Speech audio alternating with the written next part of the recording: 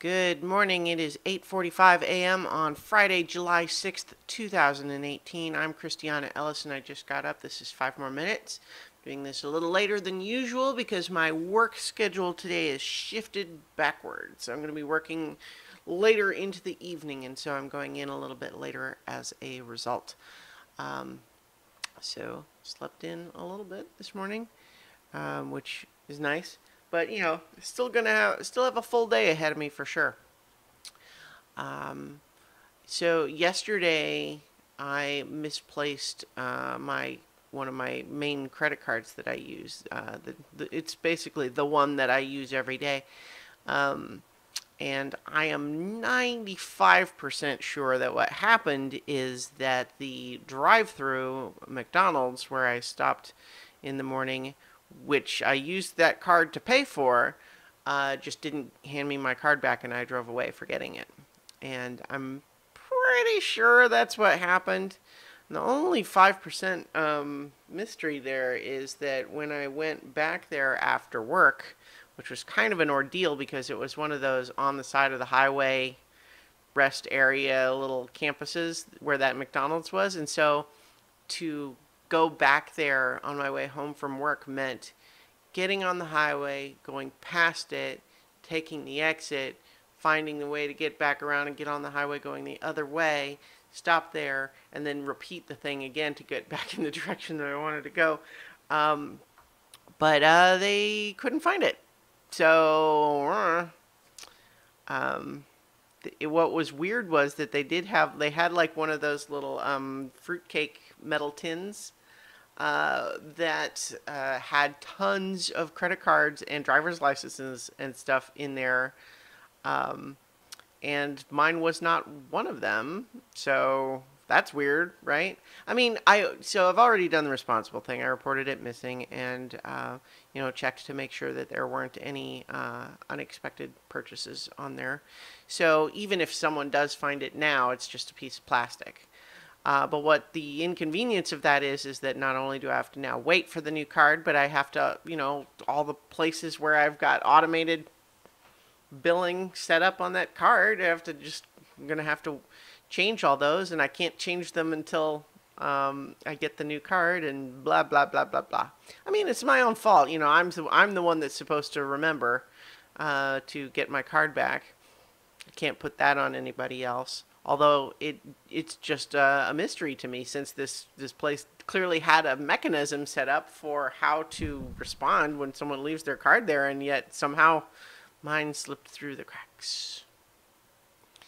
But, I bet it'll turn up and go in the can with all the others. But I'll never know. That's fine. It's fine. It's just minor inconveniences as these things go. Could have been worse. Like, no one used it for anything because, I don't think anyone stole it on purpose. Anyway, so that's a minor inconvenience, but yeah, as these things go, not that bad. So yeah,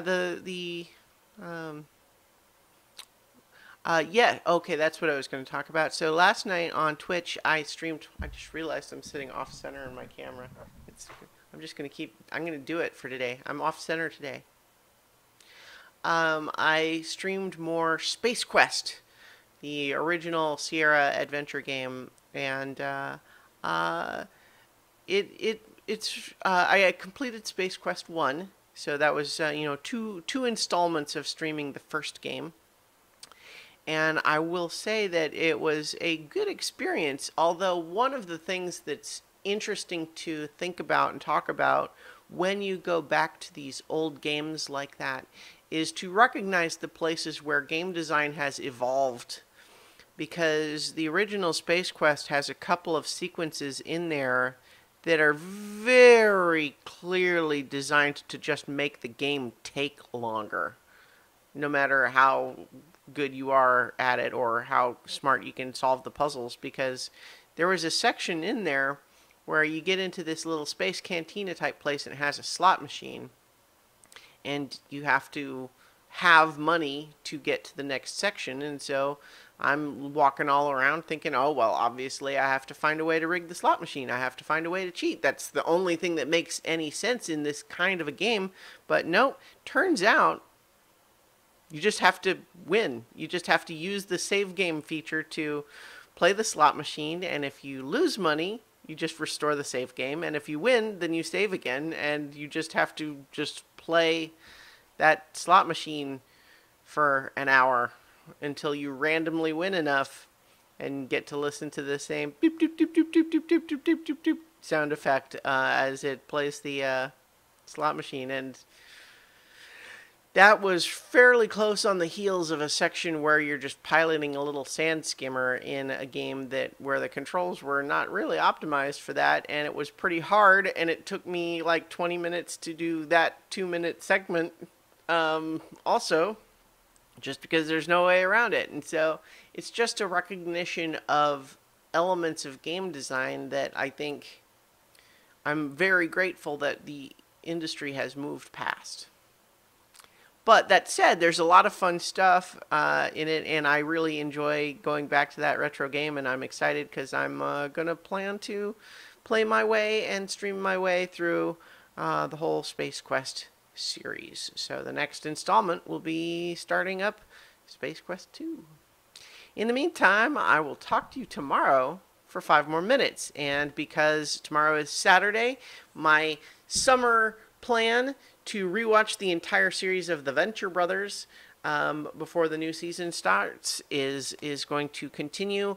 I'll be talking tomorrow about the Venture Brothers Season 2. And that's it.